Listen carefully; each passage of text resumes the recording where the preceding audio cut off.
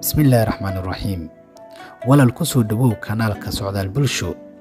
barnaamijkani haddii uu ku cajabiyey like share iyo subscribe-ka waa xaggiina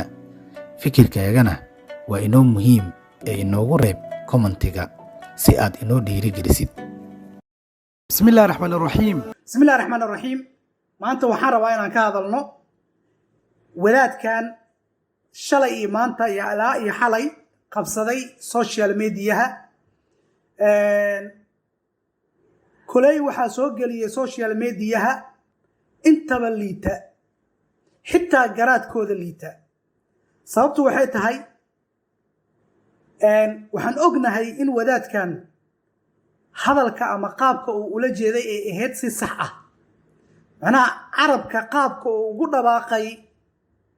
macna ma sameynayso waxaa sax ah ujeedada uu lahaa qof walba way dareemi kartaa ujeedada qofkaas uu lahaa ama wadaadkaas ujeedada uu lahaa xitaa saqiirka lix jirka xitaa wuu fahmayaa ujeedada uu ula jeeday ama waxa uu damacsanaa inuu yiraahdo saqiirka 7 jirka xitaa wuu fahmi karaa say ku dhici kartaa marka nin weyn ee qaangaar ah inuu soo qaato fiidiyogiisa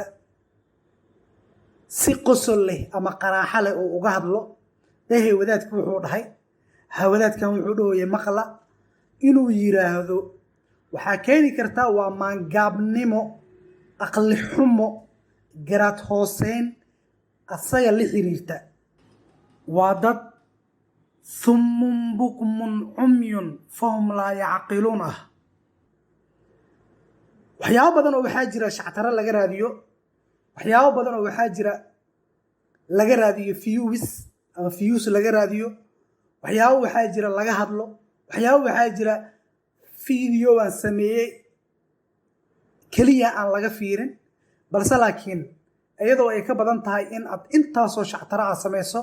haddana inaad shactaro ka dhex raadiso wadaad ujeedada uu lahaa aan ognahay aan isla fahansannahay wuxuu doonaa ku dhawaaqo sidoo doona hadalkaa u dhigo laakiin ujeedada uu lahaa waa fahmi karnaa xitaa dib uu ka sax markuu hadalkii sii dhameynayo haddana wuu saxay xitaa hadduusan sixi lahayn oo sidaa uga tegi lahaa xitaa ujeedadoo ka lahaa waa fahmi karnaa inaad sumcadda iyo sharafka nin wadaada xushmad leh sharaf leh qiimo leh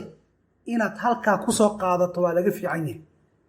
balse waxaaba kaa liita adiga waxaa kaa liita ruuxa ku fiirsaday ku daawaday laa kuu saaray faraha ka qaada walba haddaad warkooda maqli weydeen ilaahay ka cabsada idin dhaheen aad yeeli weydeen haddana ha ugu sii darina in sumcaddooda iyo sharaftooda aad meel uga dhacdaan hada wabillahi towfiiq wassalaamu calaykum waraxmat ullaahi wabarakaatu